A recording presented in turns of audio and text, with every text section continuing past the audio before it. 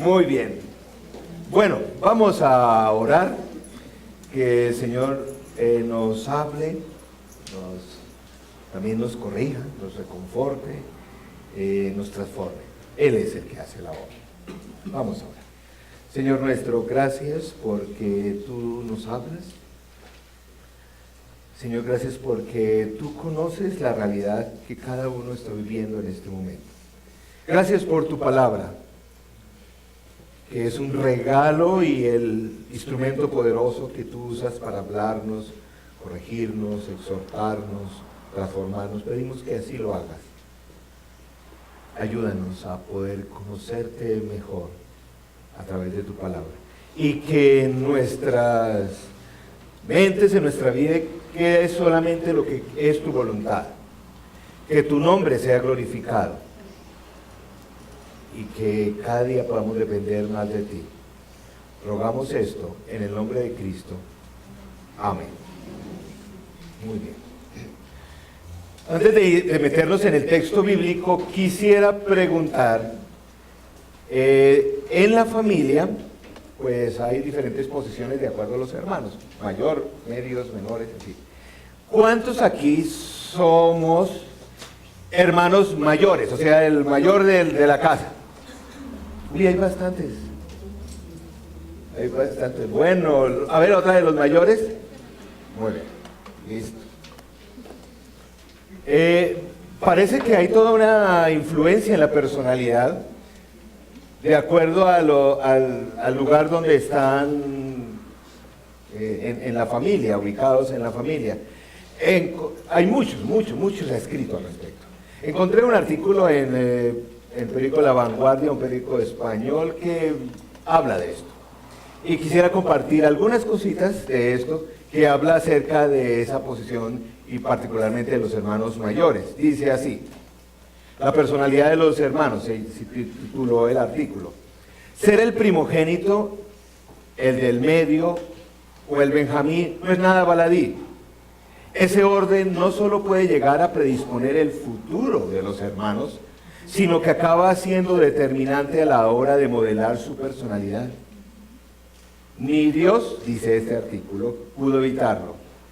Cargado por celos que le producía la predilección divina hacia su hermano menor, Caín mató a Abel. La rivalidad entre hermanos está presente en la mitología, la cultura popular y la literatura desde tiempos inmemoriales. El fratricidio entre los gemelos Rómulo y Remo, o entre el menor Claudio y su hermano mayor, el rey Hamlet, son solo dos ejemplos. Pero también hay referentes de cooperación fraternal, como los de Hansel y Gretel. Las relaciones entre hermanos suelen ser las más largas de nuestra vida y de las más importantes, porque forman las directrices de la personalidad de cada uno.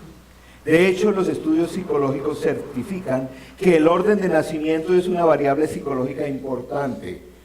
No es lo mismo ser hijo único que el ser mayor, el ser medio o el pequeño. Los mayores, pongan atención, los mayores. Los estudios de Adler y Solvay señalan que los hermanos mayores son más conservadores, responsables e incluso más inteligentes que sus hermanos menores. Lo dicen estudios científicos. No, estudios científicos.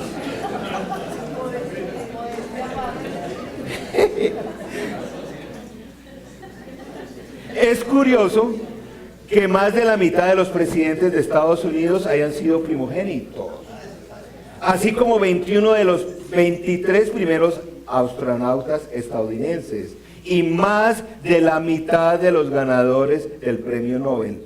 ¿Será que es pura casualidad? No es así. Arranz aclara que la mayor responsabilidad y conservadurismo de los primogénitos se debe a que los valores transmitidos por los padres, a los valores transmitidos por los padres y a la delegación de autoridad que el niño recibe de ellos para cuidar de los pequeños. El conservadurismo, por lo tanto, no tiene un sentido político, sino un sentido objetivo. Apunta: En cuanto a las habilidades intelectuales, puntualiza que los primogénitos tienden a desarrollar una mayor capacidad verbal, debido al papel interlocutor entre padres y hermanos. He dicho. Es importante esto de los hermanos y la posesión, el hermano mayor o el hermano menor.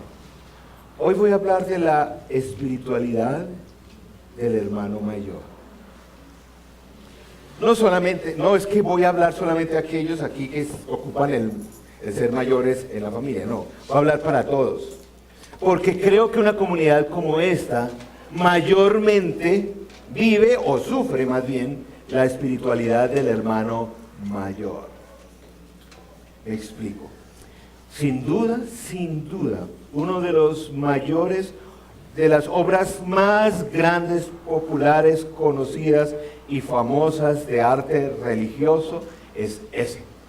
Un cuadro pintado por el holandés Rembrandt, 1660, refleja esta parábola que todos conocemos, la del hijo pródigo. ¿Recuerdan? Es una de las obras más exquisitas de arte religioso. Está en San Petersburgo, en Rusia. Este pintor, como dije, de origen holandés, un hombre, esta y otras obras que hizo religiosas revelan una gran, inmensa capacidad de estudiar la Biblia. Esta fue una de sus obras finales, donde trató de mostrar en un cuadro esa parábola, donde el personaje central es el Padre. Es evidente. De esa obra, si ustedes la perciben, claro, hay demasiada luz para apreciar los matices de color, que es una de las técnicas que él es experto, el claro oscuro. Pero hay dos rostros que son claramente definibles, que son el rostro del Padre y el del hermano mayor. El rostro del hermano menor no se observa tanto. Si miramos la figura del hermano menor, sabemos que el llamado el hijo pródigo, que estaba ya empobrecido, que estaba comiendo ya con los cerdos, muestra que su vestido está todo ya viejo, harapiento, un zapato roto, una sandalia rota, hay una cicatriz en el pie, el otro también está su rostro, casi no tiene pelos, probablemente sufriendo de hambre crónica, aunque sin embargo guarda algo, tiene una espada, es como significativo desde el punto de vista de la interpretación del pintor, pero su rostro no se ve tanto. El hermano mayor está un poco lejos del padre. El hermano mayor es, si miran el rostro, es igualito al papá. Además viste con la misma elegancia, con el mismo lujo, pero la actitud del hermano mayor está en este cuadro de una forma muy diferente. Vemos que a propósito, el centro de todo el cuadro son las manos del papá. Ese es lo más central del cuadro, que está confortando y animando al hijo pródigo. Pero fíjense en las manos del hermano mayor, están ahí como contenidas, ¿no? Como ahí sosteniendo un bastón, vistiendo con todo el lujo y un rostro algo... Sí. En el fondo vemos que está el cobrador, un fariseo, está ahí, se alcanza a... Ahí usted no nota, se está dando golpes de pecho, el fariseo, porque es que la parábola está en ese capítulo donde los fariseos empiezan a cuestionar. O sea, atrás parece que ahí están un pecador, un publicano. Hay otra imagen que está muy casi reconocible arriba, es un ángel, o parece ser un ángel. Lo interesante es la única figura que tiene características de mujer. Esa es una parte del cuadro que todavía es algo enigmática en su interpretación, aún en el día de hoy. Este es un cuadro gigante, 260 por 2,5. Hecho, el pintor lo hizo pensando que lo iba a colgar en una iglesia, en una gran catedral. Algo muy importante de ese cuadro en la vida de Rembrandt fue de los últimos. Cuando él murió, todos los que le habían encargado cuadros fueron a buscar sus cuadros, porque él pintaba por encargo. Este cuadro nadie lo reclamó. Probablemente es que nadie lo encargó. El pintor estaba tal vez en un proceso espiritual con el Señor, pensando en que ya iba a partir, y él estaba queriendo expresar toda su espiritualidad, toda su vida disipada que había tenido, porque era un conocedor del Evangelio. Ya se estaba preparando a través del cuadro. Parece que es la forma de él reconciliarse con el Padre. Hoy, como dije, no voy a hablar del hijo pródigo. Voy a hablar de la espiritualidad del hijo mayor. Esta parábola está en el contexto de Lucas 15. Lucas 15 empieza con un reclamo que hacen los fariseos. Los fariseos decían, este Jesús dice que es Dios, ¿cómo es que anda con esa calidad de gente? Esa calaña de gente. Miren lo que dice, versos 1 y 2, no están en sus bosquejos, porque está solamente en la parte final de la parábola, pero ustedes lo saben o lo pueden buscar en su Biblia. Lucas capítulo 15, versos 1 y 2 dice, muchos recaudadores de impuestos y pecadores se acercaban a Jesús para oírlo. De modo que los fariseos y los maestros de la ley se pusieron a murmurar, este hombre recibe a los pecadores y come con ellos. Esta parábola entonces encontramos y dice que los recaudadores de impuestos, que en su época era lo más corrupto, súper corrupto y reteque corrupto, o como dicen los jóvenes, recorrupto. Eran judíos, pero se vendían por plata. Y por ejemplo, explotaban a su gente, se cogían la mitad y el resto lo daban al Imperio Romano. Por eso eran detestados. Dice que estaban estos recaudadores de impuestos y los pecadores. No está diciendo el texto que los otros no eran pecadores. La palabra aquí pecador quiere decir estos que eran de frente pecadores, malos, remalos, y decían, ¿y qué?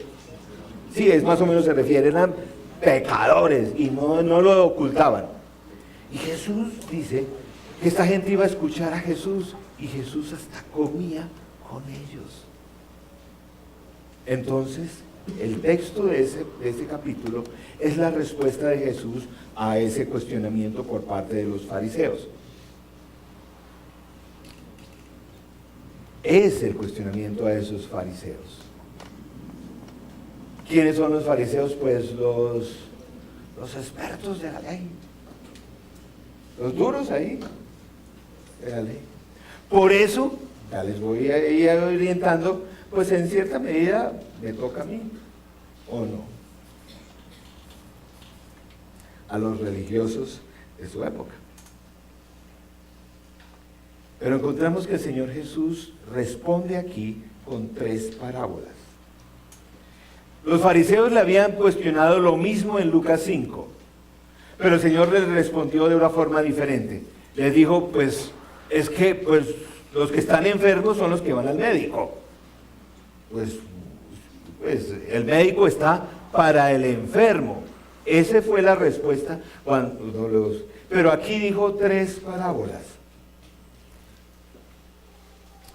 La primera habla de la oveja perdida. Ese señor que dejó las 99 y se fue a buscarla.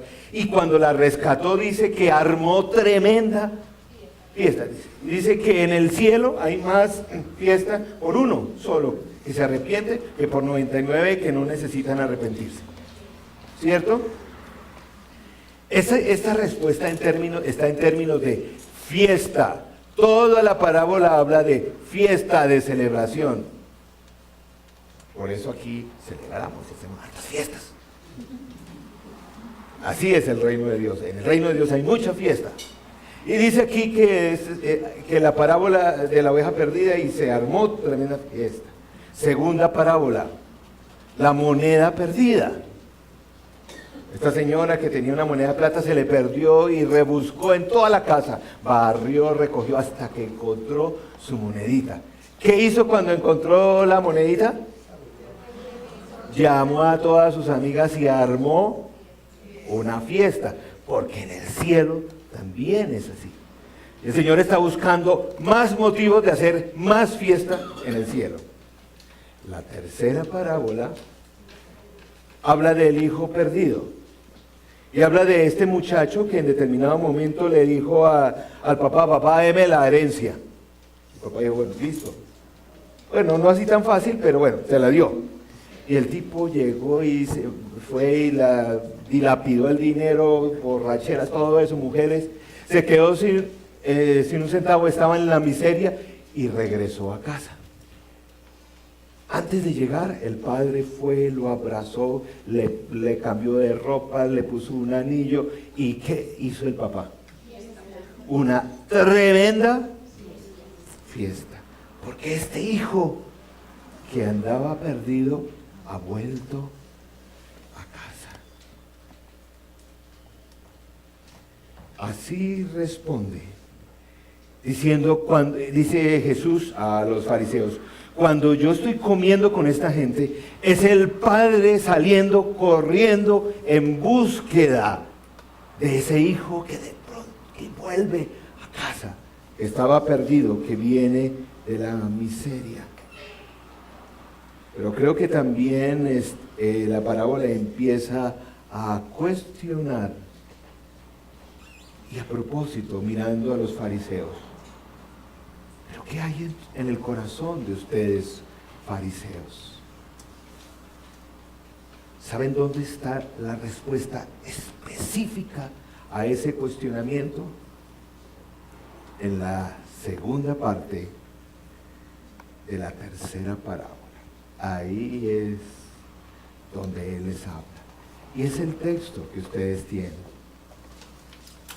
Dice el texto: mientras tanto, en esa fiesta, el hijo mayor estaba en el campo. Al volver, cuando se acercó a la casa, oyó la música del baile. ¿Sí ve? Vea, en la Biblia está, se puede bailar. Entonces llamó a uno de los siervos y le preguntó qué pasaba. Ha llegado tu hermano, le respondió, y tu papá ha matado el ternero más gordo, porque ha recobrado a su hijo sano y salvo. Indignado, el hermano mayor se negó a entrar, así que su padre salió a suplicarle que lo hiciera. Pero él le contestó: fíjate cuántos años le he servido sin desobedecer jamás tus órdenes. Y ni un cabrito me has dado para celebrar una fiesta con mis amigos. Pero ahora llega ese hijo tuyo que ha despilfarrado tu fortuna con prostitutas, y tú mandas matar en su honor al ternero más gordo. Hijo mío, le dijo su padre, tú siempre estás conmigo y todo lo que tengo es tuyo. Pero teníamos que hacer fiesta y alegrarnos, porque este hermano tuyo estaba muerto, pero ahora ha vuelto a la vida. Se había perdido, pero ya lo hemos encontrado.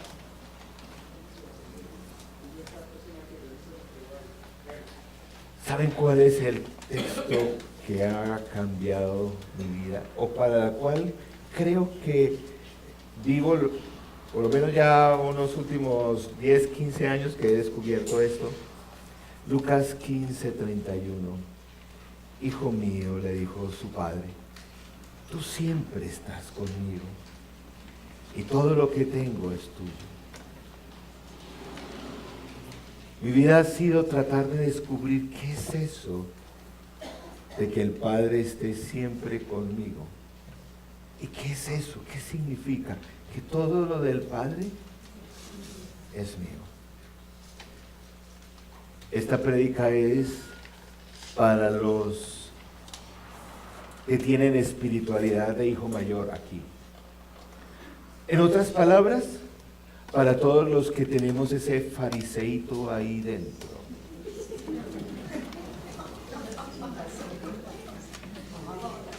Que uno que otro aquí debe haber. Si no me voy, porque que no sirve para nada el sermón.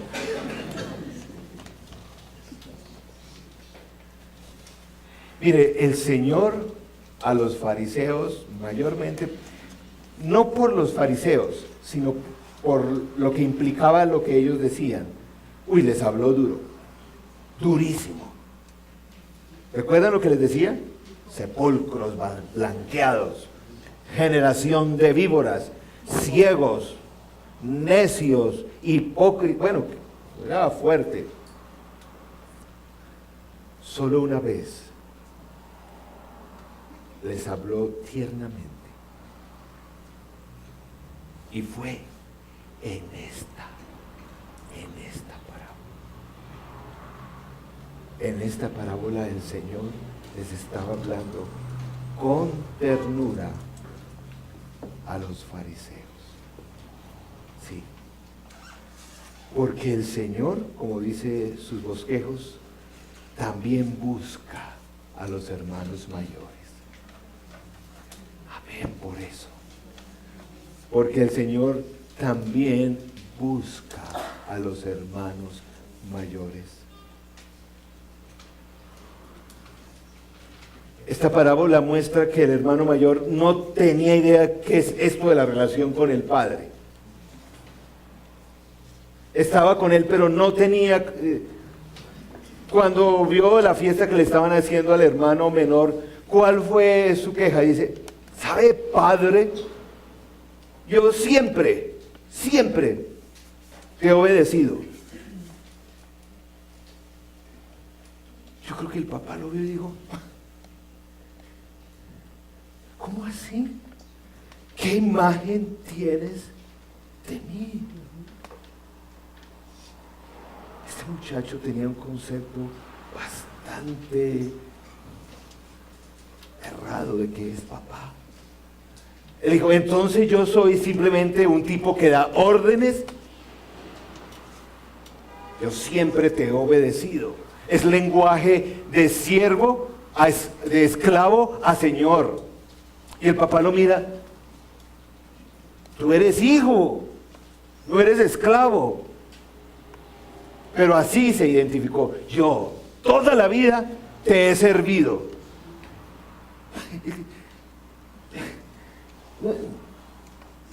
¿Qué es eso?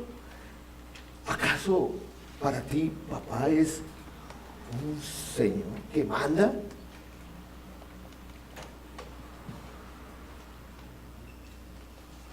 Un tipo autoritario que solamente da órdenes.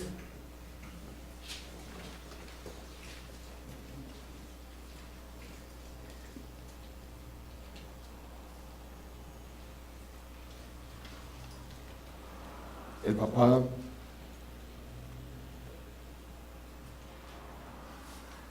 no le responde como a veces como papá nosotros sí responderíamos, ¿cierto?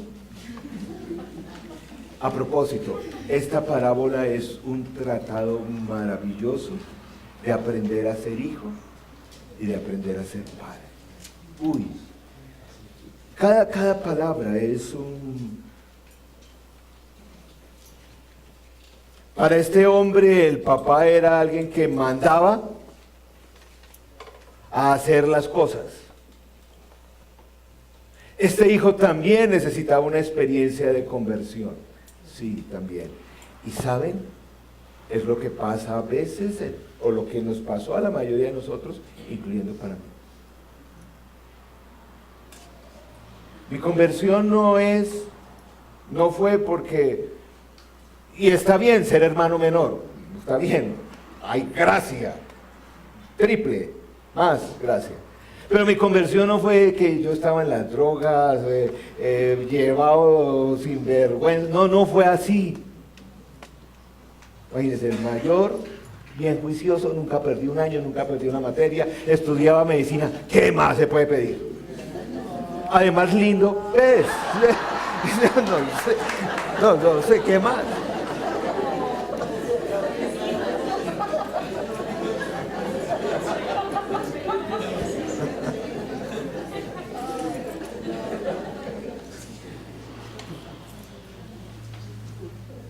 No siempre llegamos. A veces la conversión no es de la miseria, sino la conversión debe ser de la autosuficiencia, de una relación incorrecta, inadecuada con el Padre. Y si no entendemos, jamás como podemos experimentar la belleza, la misericordia, lo rico que es estar sentado con el Padre. Qué pena en una familia cuando los hijos reconocen eso cuando ya mueren los papás. ¿Ya para qué? ¿Ya para qué? Porque a veces los hijos en general parecen como estos, que piden, están almorzando con el Padre y sin embargo se quejan de la comida. Más o menos la espiritualidad de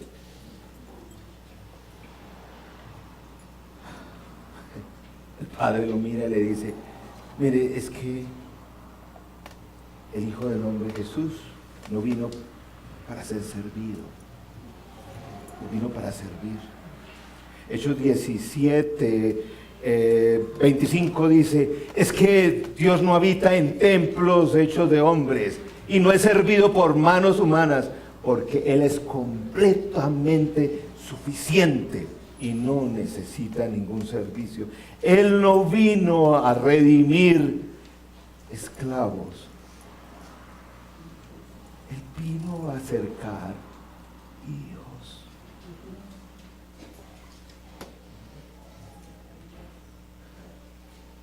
En mi experiencia como pastor, ¿saben quién pone más problemas en la iglesia? No los hijos pródigos. Esos son juiciositos. Pero los hijos mayores. La espiritualidad del mayor desune. La espiritualidad del mayor se queja. La espiritualidad del mayor siempre le echa la culpa a alguien. ¿O no le estaba pasando a esto? ¿Quién tenía la culpa de todo ese problema? ¿Qué estaba diciendo Papá, ¿cómo?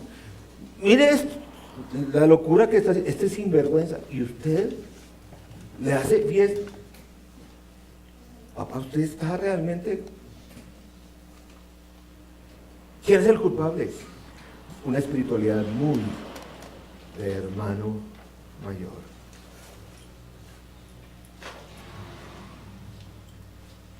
Esa que el mismo Adán, cuando se metió en semejante rollo, se pretendió esconder del Señor. Cuando les dice, la mujer que me diste.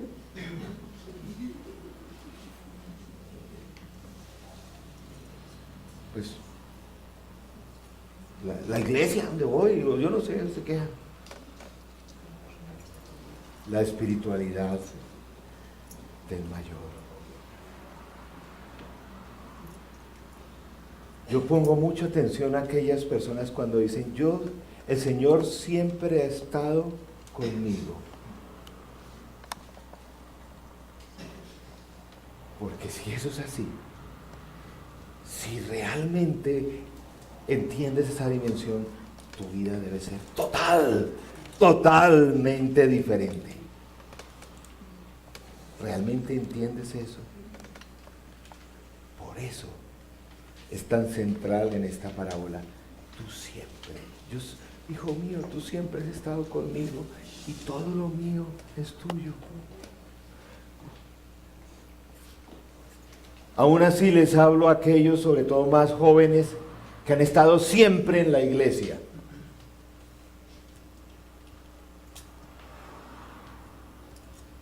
¿Tú sabes la bendición que es? Porque a veces estos muchachos, empezando por mis hijos, tienen ese tipo de espiritualidad, ¿no? Que exige, que demanda, que no es la del pródigo, es la de este hermano mayor. Pero ¿saben qué? Aquellos que tenemos esa espiritualidad del hermano mayor, preparémonos. ¿Saben para qué? Para ser amados. Ahí se bajan, para mí, cualquier defensa.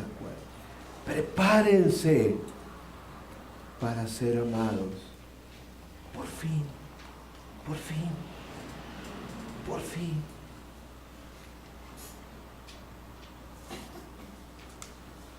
Porque el Señor les habló una vez con palabras tiernas. Y fue aquí. 5 por lo menos, pueden encontrar ustedes tal vez más, 5 expresiones de esa ternura del Señor para el hermano mayor.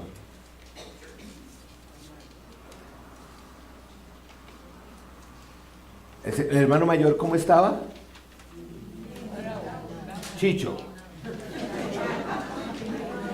Embejucado o enojado. El papá no siguió la misma. Para mí, esto es todo un tratado de ser padre. Porque creo que lo que me hubieran dado ganas a mí. Pero no, estaba bravo. 5 cosas hizo. La primera, el padre va hacia él. Verso 28, ¿qué dice el texto? Indignado, el hermano mayor se negó a entrar. Así que su padre salió.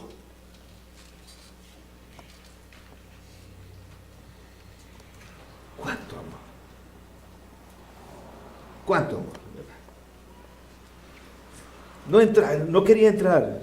Así que papá salió a buscarte. ¿Tú no te creías tan necesitado del evangelio? Tú te quejabas. No querías entrar. Pero papá salió.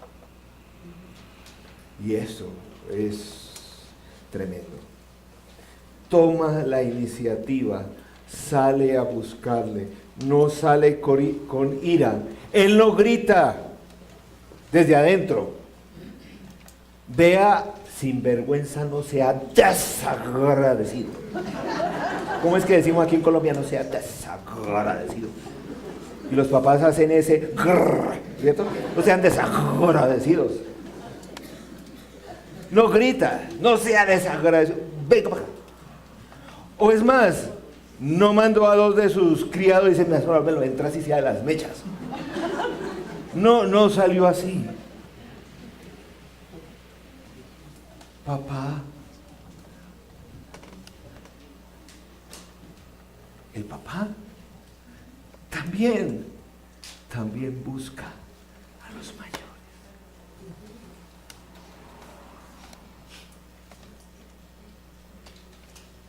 Es por eso que la salvación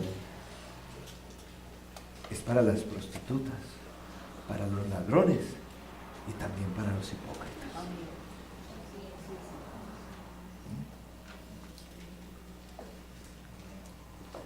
El versículo 28 también dice otra cosa más que hace el padre.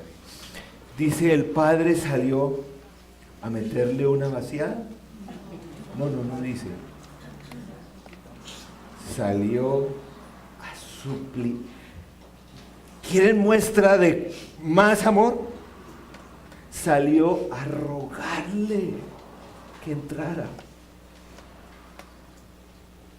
Papá salió a rogarle al mayor que entrara.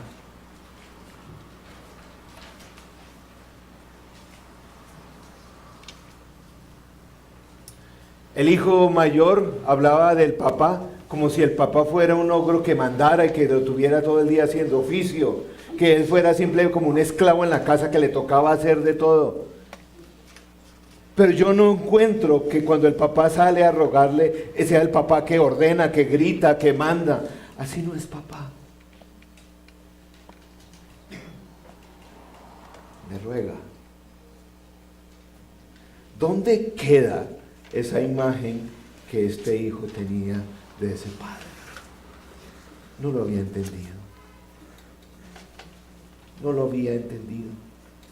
Me acuerdo de ese pasaje de Filemón, donde el apóstol Pablo, escribiendo a Filemón acerca de su amigo Onésimo, le dice, mire, yo por autoridad espiritual te podría mandar que me atendiera al muchacho, pero porque te amo, te pido que me hagas el favor, que me atiendas a este muchacho. Es algo así. Papá sale y al hermano mayor le ruega que entre.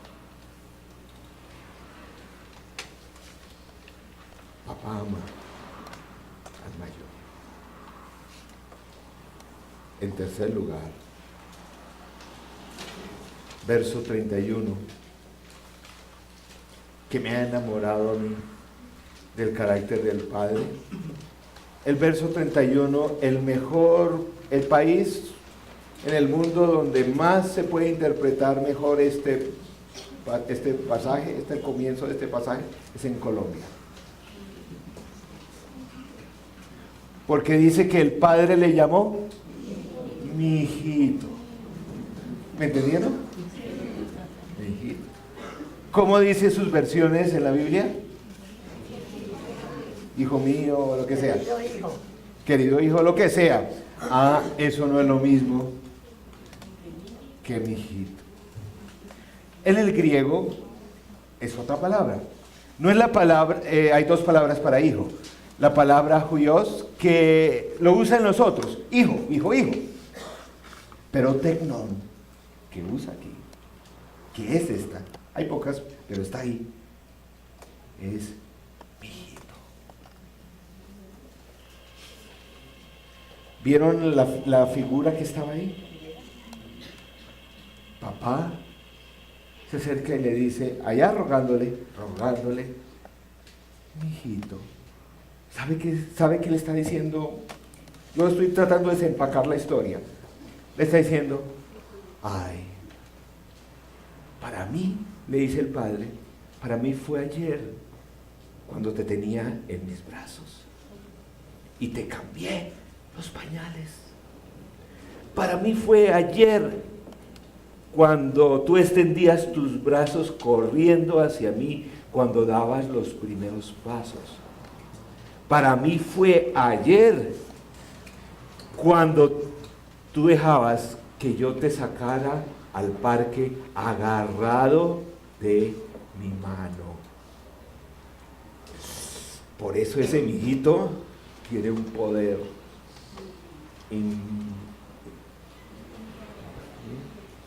Mijito, me acuerdo.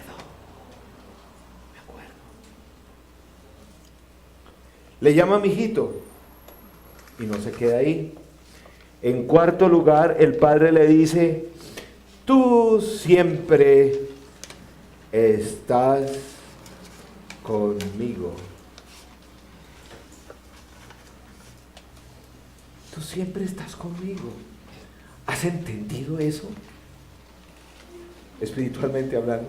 Tú siempre estás conmigo. Aquí vemos, como le dije, como les decía, aquí no vemos el hijo que dice, uy, qué rico es estar con papá. Él siempre es inteligente, él es poderoso, él es sabio, él sabe la verdad. Qué bueno es estar comiendo con él. Aquí vemos a este pelado quejándose porque la comida está muy salada, porque tiene mucha grasa. Usted no ha entendido. Tú siempre has estado conmigo. ¡Qué bendición! Creo que aquí no hay uno, por su trasfondo cultural, que pueda decir que nunca ha sabido qué es estar con él, el verdadero Dios. Hay culturas donde sí no se sabe qué es eso.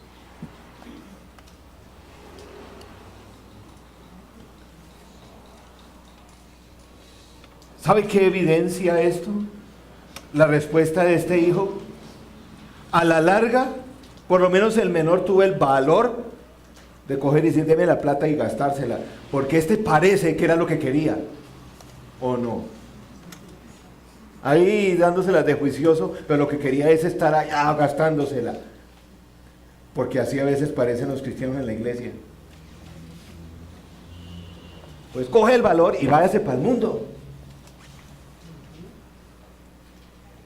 Y no va aquí adentro, inmovilizado, sin hacer nada y quejándose todo el tiempo. ¿No has entendido, hijo? Tú siempre estás conmigo. A veces la conversión es cambiar de tesoro. Para este hijo, su tesoro no era el padre. Para el hijo, hablando de sana espiritualidad, el tesoro es el padre. Si vieron el video antes de la prédica, esto no es religiosidad. El tesoro es el padre.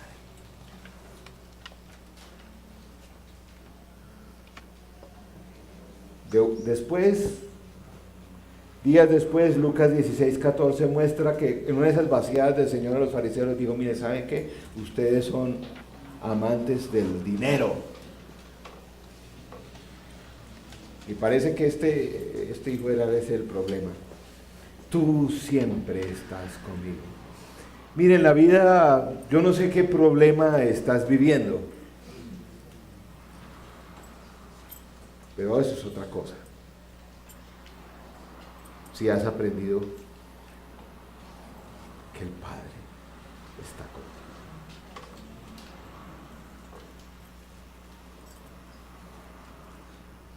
contigo. El hijo pródigo sí que sabía que es estar sin el Padre.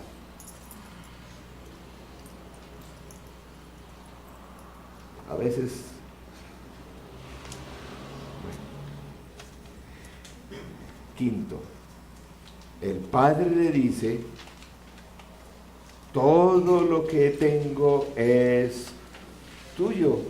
Me viene a reclamar por el becerro gordo. Sí, es como, sí está. Todo lo que tengo es tuyo. ¿Dónde estaba este hijo mayor en esta escena de la parábola? ¿Dónde estaba parado? ¿Dónde estaba parado? Llamémosle en el antejardín, porque estaba afuera. Los que están afuera son los esclavos. El que está adentro es hijo.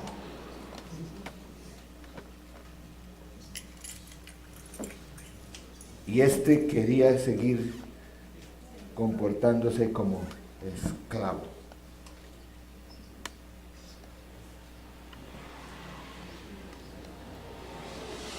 Los de adentro son los hijos. Ese padre fue al encuentro y del hijo de la miseria. Pero este padre también fue al encuentro del hijo, de la autojustificación y de la autosuficiencia.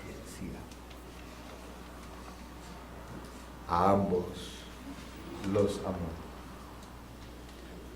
Dice la palabra en otros textos que en el día final vendrán de occidente y de oriente al seno de Abraham aquellos que no eran de casa y disfrutarán del banquete, y el Hijo del Reino será arrojado fuera de la presencia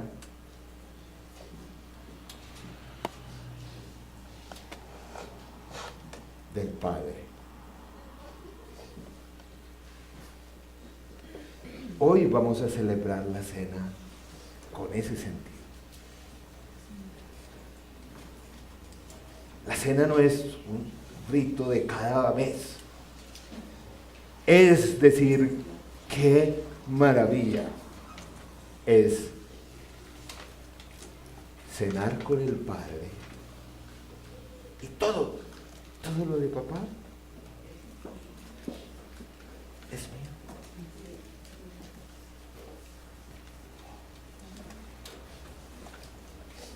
Ahí no está diciendo que no hay problemas, que no hay escasez, que no hay... ¿Saben? Hay un detalle de la parábola que no dice y a mí me arruga el corazón.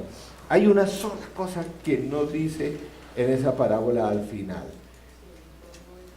¿Quién se atreve a decir qué fue? ¿Qué? Por ahí es. Que no se sabe si entró o no entró. Dios mío. No dice más. Ahí para. Deja una tensión. El Señor, hablando a los fariseos, recuerda que era para ellos, los dejó ahí como, ustedes verán.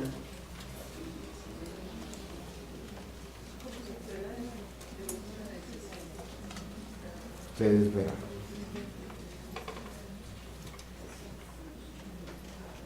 Creo que sí hubo otra vez que el Señor sintió un particular dolor por el hijo mayor. ¿Saben cuándo fue? Dice en Lucas capítulo después, por ahí el 20 creo, o más bien 18, cuando se iba acercando camino a la Pascua, se acercó a Jerusalén, donde estaban sus hijos mayores, y viendo a Jerusalén de lejos, ¿qué hizo? Porque dijo, si estos hubieran entendido de qué se trata esto, de vivir con el Padre y de disfrutar que todo lo del Padre es tuyo.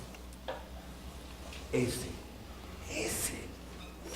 es tu único, tu gran, tu maravilloso y especial tesoro.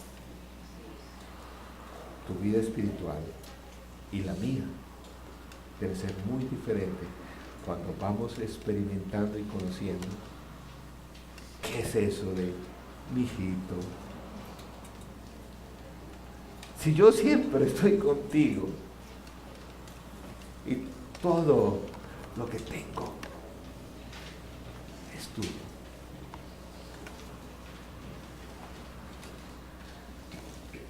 El texto no dice mucho más del mayor. Por gracia tú y yo tenemos la oportunidad de hoy pedirle perdón al Padre. Sí, Señor. Por esa espiritualidad de hermano mayor, tacaña, limitada y poca llena de gracia. Bueno, vamos a pedirle perdón. A propósito, los hermanos menores disfrutan del banquete. También disfrutan del banquete y disfrutan de la cena. Vamos a orar. Señor nuestro, gracias por ser nuestro Padre. El Padre que sale al encuentro del pródigo y del mayor. Pero Señor, perdónanos por la espiritualidad de hijo mayor, por nuestros reclamos, autosuficiencia, por nuestro egoísmo. Perdónanos, Señor. Porque cuando vemos el pecado nos horrorizamos,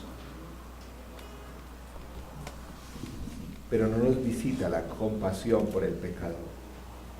Perdón por eso. Perdón porque nos hemos acostumbrado, y es una palabra muy peligrosa, a cenar con el Padre.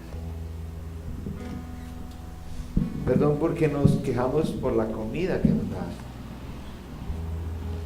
No estamos disfrutando de cenar con papá. No, la vida cristiana no es eso oscuro, aburrido, complicado. Es disfrutar de la presencia de papá. Perdón por no hacerlo.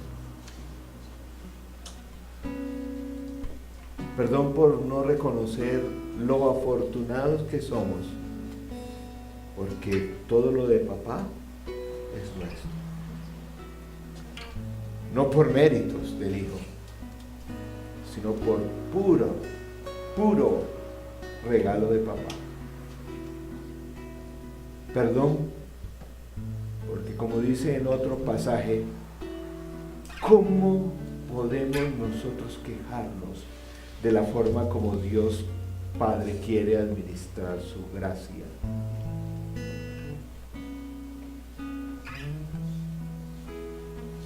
Solo Él tiene la sabiduría para administrar la gracia según a Él le parezca.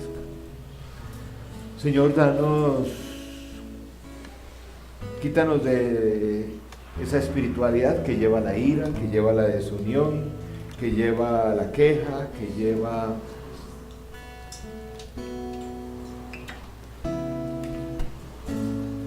a la limitación. No es la espiritualidad vibrante de aquel que está en comunión con el Padre y que disfruta de sus bendiciones. Señor, gracias, porque tú también nos perdonas por ello. Y Señor, gracias porque hoy vamos a tomar la cena, disfrutar no importa si somos de hijo pródigo o hijo mayor, sino porque tú nos has alcanzado. Porque el único camino para obtener esto sigue siendo el mismo: Cristo, Jesús, muriendo en la cruz, resucitando y por medio de su Espíritu ofreciendo salvación para hijos pródigos e hijos mayores. Señor, permítenos hoy disfrutar de esa cena. Gracias por tu perdón, por tu paciencia.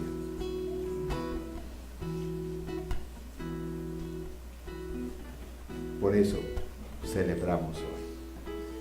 En el nombre del Padre, del Hijo y del Espíritu Santo. Amén.